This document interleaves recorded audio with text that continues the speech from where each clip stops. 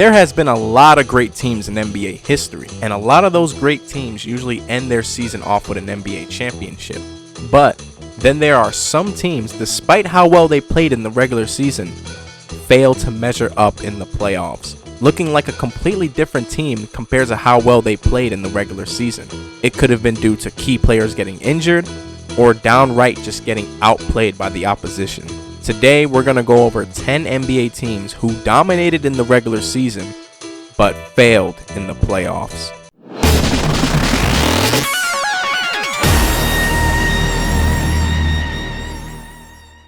After coming off a loss in the Eastern Conference Finals the season before, Giannis and the Bucks were sought out to show the world that last year's regular season success was not a fluke, and they did exactly that. Giannis elevating his game to even higher levels than his previous MVP season, averaging 29 points a game, 13 rebounds and 5 assists, and Chris Middleton improving his game as well, averaging 21 points, 5 rebounds and 4 assists, landing himself a spot on the All-Star team that year. Big man Brook Lopez still swatting shots in the paint and was able to shoot the ball way beyond the three-point line. Also adding three-point shooting veterans in Kyle Korver, Marvin Williams, and Wesley Matthews to add more space around Giannis. The Bucks were red hot from the beginning, going on an 18-game winning streak early in the season and never slowed down. 60 games into the season, the Bucks had an incredible record of 52-8. They were even talked to this team winning 70 games that year. But then, unfortunately, the NBA season was shut down due to the pandemic for a couple of months, then moved to the NBA bubble in Orlando. The Bucks finished off with the best record in the league, winning 56 games, and their first-round opponent was an inferior Orlando Magic team who somehow made the playoffs that year. The Bucks would handle them in 5 games and then advance in the second round to face Jimmy Butler and the Miami Heat. The Heat would completely expose the Bucks on both ends of the floor. Jimmy Butler was by far the best player in the series, outplaying the MVP, who was Giannis, who only averaged 21 points a game in the series. That's 8 points below his regular season average. Also, the rest of the Heat role players would dominate as well. Tyler Hero, Jay Crowder, Duncan Robinson, and Goran Dragic would torch the Bucks from 3 the whole series. And the defense from veteran Andre Iguodala and Bam Adebayo prevented Giannis from getting easy cuts to the rim. The Heat would end up defeating the Bucks in just 5 games, shocking the world as they eliminated the team with the best record in the NBA in just the second round of the playoffs.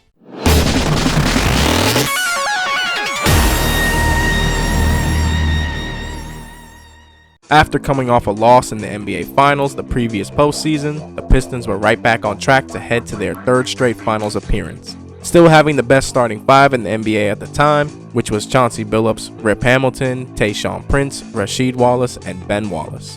The chemistry was all there, every guy knew their role. Chauncey Billups, the 3-point shooting playmaker. Rip Hamilton was able to score from everywhere on the court. Tayshaun Prince, an elite 3-and-D forward. Rasheed Wallace, elite stretch 4 and shot blocker. And Ben Wallace, a defensive stalwart in the paint. 4 out of 5 of them were all-stars that year. The team finished with the best record in the NBA, winning 64 games, finished the 3rd best defense, and were the clear favorites to win it all. Come playoff time, their first-round opponent was the Milwaukee Bucks, led by Michael Redd. The Pistons barely broke a sweat as they would beat them in just 5 games. In the next round, they will go up against the young LeBronJames and the Cleveland Cavaliers. Very hard-fought series as the Pistons had a tough time containing LeBron, but ultimately the Pistons were the far better team and ended up winning the series in 7 games. Next, in the Eastern Conference Finals, they would go up against the Miami Heat, led by young Dwayne Wade and veteran Shaquille O'Neal. The Pistons struggled to guard both men the whole series. Dwayne Wade was unstoppable, averaging 26 points a game, 5 rebounds and 5 assists on a 61% field goal percentage. Billups and Hamilton struggled shooting the ball, both shooting below 30% from the 3. Rasheed Wallace struggled as well, shooting below 40% from the field as a big man, and the Miami Heat's underrated defense completely neutralized the Pistons. The Pistons had no answer for the 1-2 punch that was Dwayne Wade and Shaq. The Heat would end up eliminating the Pistons in just 6 games, something that most people didn't see coming months before.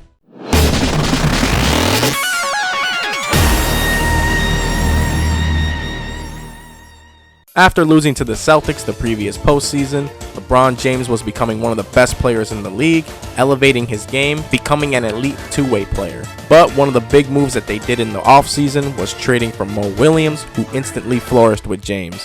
Played so well, in fact, he earned a spot on the All-Star team that year. The team got off to a hot start, going 26-4 in the first 30 games.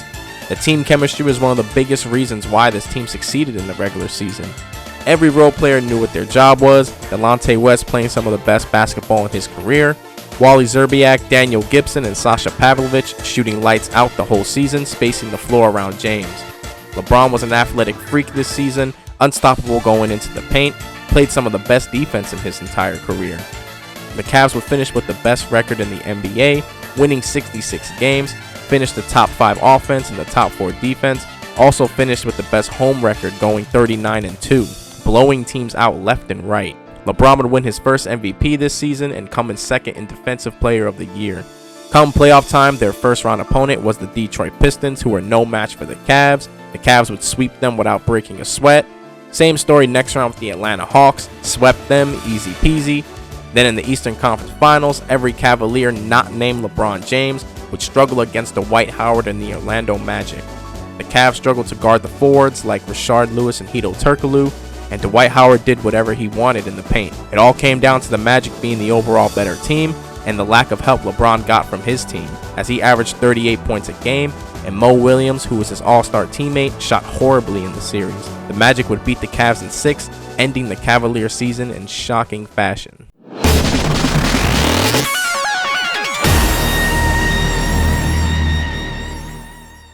After only winning 29 games the season before, the Suns knew they had to make a change, and they did exactly that. Signing point guard Steve Nash in free agency was the best move they made, as he completely 180'd this franchise. Steve Nash would fit in perfect for what they already had. Amari Stoudemire, Shawn Marion, and Joe Johnson would all flourish under Nash, as he made it easy for them to get buckets. Also signing three-point sniper Quentin Richardson in free agency to help space the floor.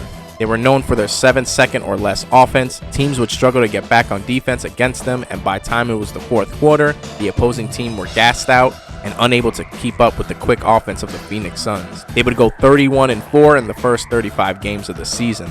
Amari Stoudemire would average a career high in points that year, 26 points a game, and had an unstoppable pick-and-roll game with Steve Nash. Joe Johnson would shoot 48% from the 3 for the season, and Shawn Marion, defensive forward who could rebound and defend all 5 positions. Steve Nash turning into a superstar point guard at the age of 30 was something that no one saw coming. The Suns would finish with the best record in the NBA, winning 62 games, and finished with the best offense, averaging 110 points a game.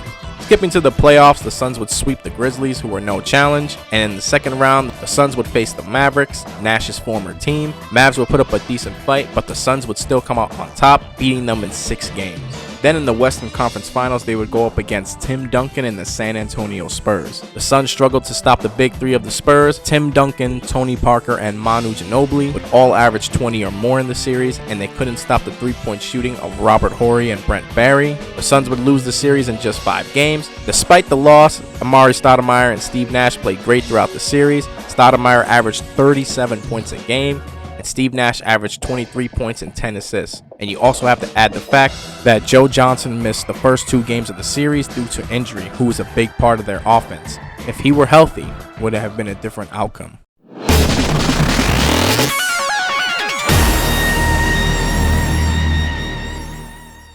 After coming off a first-round loss in the previous playoffs, the Bulls would fire their head coach and replace him with defensive-minded coach Tom Thibodeau. It was clear that Derrick Rose was their franchise player, but no one expected him to be this good at just the age of 22. The explosive point guard was playing at a superstar level, and everyone else on the team matched his energy. A young and feisty Joakim Noah in the middle, along with 3-and-D scorer Luol Deng, flourished along with Rose. Also signing Carlos Boozer in free agency to add more offense, even though he only played 59 games in the season. Three-point shooters Kyle Korver, CJ Watson, and Keith Bogans all shot amazing from the 3. The team fed off each other's energy, as good teams should, and also not to mention their tough and gritty defense that they played. Derrick Rose would win the MVP and lead his team to 62 wins, best record in the league at just 22 years old. Come playoff time, the Bulls would go up against the Pacers and beat them in just 5 games. Second round, go up against the Atlanta Hawks, where Rose would average nearly 30 points a game and beat them in 6 games. Then in the Eastern Conference Finals, they would go up against the Big 3 in the Miami Heat, where the Bulls would blow them out in Game 1 by 20, but then would struggle for the rest of the series, unable to stop the scoring of LeBron, D. Wade, and Bosh, as they pretty much dominated the Bulls the next 4 games. The Heat defense would also hold MVP Rose to 23 points a game on a 35% field goal percentage. The Miami Heat were clearly the more talented team, and would finish the Bulls off in just 5 games, ending their season.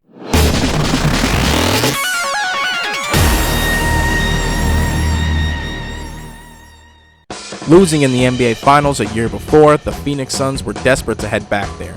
The team pretty much kept its same roster from before, so the chemistry was already there. Devin Booker continued to develop into one of the league's elite scorers, averaging 26 points a game. Chris Paul, experienced point guard, played a big role in this team's success. His leadership on and off the court, coupled with his playmaking abilities, was invaluable. Key role players played a big role as well. Mikal Bridges, a two-way scorer who can guard multiple positions, and DeAndre Ayton, who anchored the defense in the paint and was able to create his own offense if needed to. Cam Johnson, Cameron Payne, and JaVale McGee provided scoring and defense off the bench, so the depth was all there. The Suns would finish the season with the best record in the NBA, winning 64 games, and the favorites to win it all in the playoffs. Their first-round opponent was the New Orleans Pelicans, who put up a decent fight against them, taking them to 6 games, which was rather surprising considering the Pelicans were nowhere near as good as the Suns were. But the Suns would eventually finish them off in 6 games. Then in the second round, they would go up against Luka Doncic and the Dallas Mavericks. It was a hard-fought series for both teams up until Game 7, where the Mavericks would completely obliterate the Suns, beating them by 33 points. The game was over by halftime. Luka, Jalen Brunson, and Spencer Dinwiddie would score from wherever they wanted on the court. Devin Booker only had 11 points for the game, and the rest of the Suns were pretty much a no-show on both sides of the court. One of the worst and most embarrassing performances in NBA history.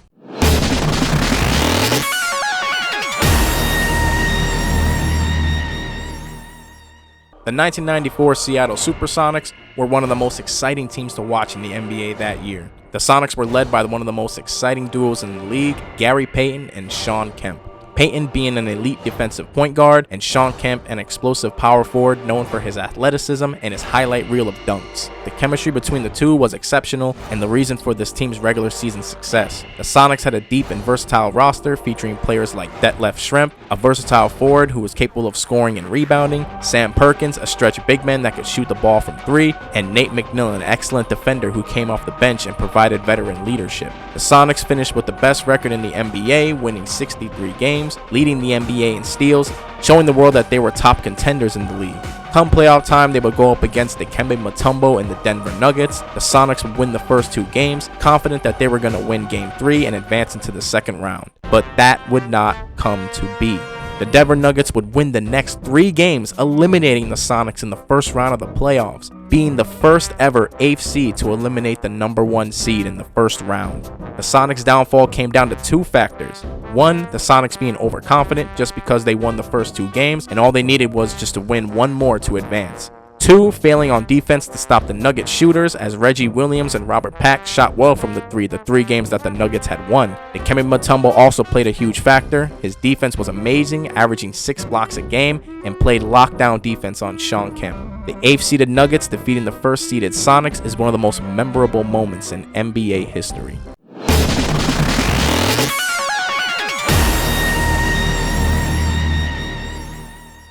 After getting eliminated in the second round the previous postseason, the Rockets decided to get James Harden more help, so they went out and traded for all-star point guard Chris Paul. James Harden was an offensive juggernaut, able to score from anywhere on the court at ease, and Chris Paul bringing that veteran leadership and exceptional playmaking made him and Harden one of the most formidable backcourts in the NBA. Also, center Clint Capella having a breakout season, becoming a key piece to the Rockets' success. His ability to protect the rim, rebound, and finish lobs made him the perfect center for their system. The Rockets had key role players who understood their role and excelled at it. Trevor Ariza, 3-and-D player, Eric Gordon, main scorer coming off the bench, and PJ Tucker, who brought toughness and defense. The Rockets as a team heavily emphasizing the 3-point shot the whole season, making their offense highly efficient and difficult to defend. The Rockets would finish the regular season with the best record in the NBA, winning 65 games, and James Harden would win his first MVP award. Their first round opponent in the playoffs was a young Timberwolves team who they beat in just 5 games. Next round would be the Utah Jazz, led by rookie Donovan Mitchell. The Rockets would also beat them in just 5 games. In the Western Conference Finals, they would go up against the defending champion Golden State Warriors, who they pushed to 7 games. In Game 5, Chris Paul gets hurt with an injury, unable to play in Game 6 and 7. Skipping to Game 7, it was a rather close game, both teams going at each other, bucket to bucket, but the Rockets as a team would miss 27 consecutive three-pointers, most missed threes in a row by any playoff team in NBA history. After that, Kevin Durant would take over in the fourth quarter, eliminating the Houston Rockets and ending their dream season. Gotta give credits to the Rockets though, as they were the only team to come close to beating the Kevin Durant Golden State Warriors. If Chris Paul was healthy, maybe things could have turned out different.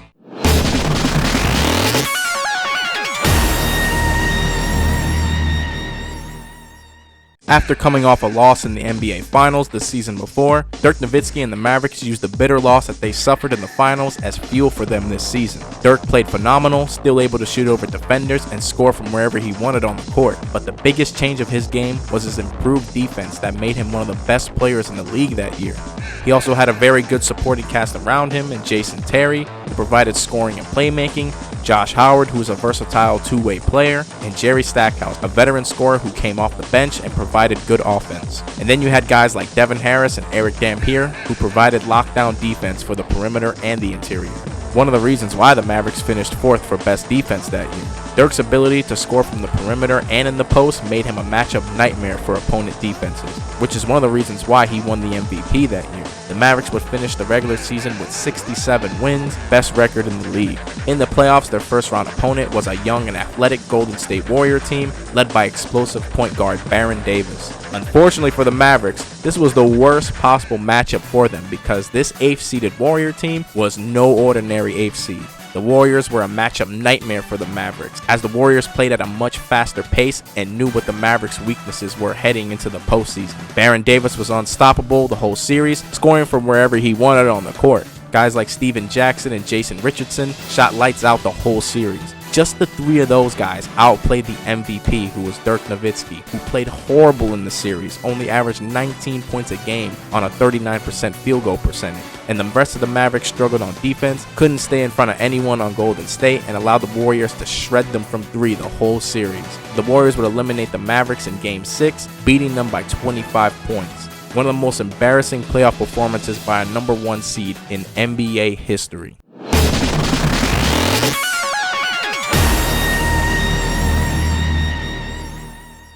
After winning the championship the season before, the Warriors were right back on track to going back-to-back as they started the season red hot and never slowed down, going 24-0 to start the season. Stephen Curry played some of the best basketball we have ever seen, revolutionizing the game with his incredible three-point shooting, along with his fellow Splash brother Klay Thompson. Draymond Green also having a breakout season, even better than his previous, capable of guarding all 5 positions and was able to shoot the ball from 3 consistently.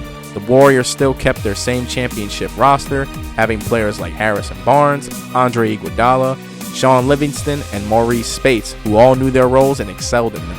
Stephen Curry was by far the best player in the league this season. No question he was going to win MVP, which is why he became the first ever unanimous MVP. The Warriors would dominate in the regular season, finish with a record of 73-9, the best regular season winning record of all time.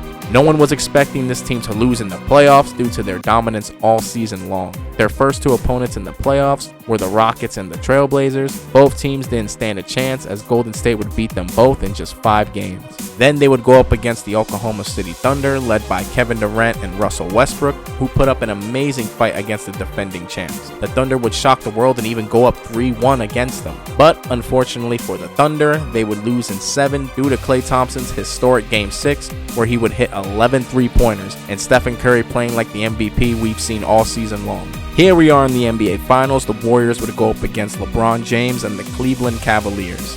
The Warriors would dominate the Cavs at first, going up 3-1 in the NBA Finals. But then the Cavs would do the impossible, winning 3 games in a row, coming back from a 3-1 deficit to win in the NBA Finals. LeBron and Kyrie Irving played incredible basketball 3 games in a row. Stephen Curry and Klay Thompson would struggle in Game 7, both shooting poorly from 3. The Warriors would lose in Game 7 after being up 3-1 in the NBA Finals, one of the biggest choke jobs in sports history. That's gonna do it for this video. If you enjoyed, leave a like, and I'll see you on the next.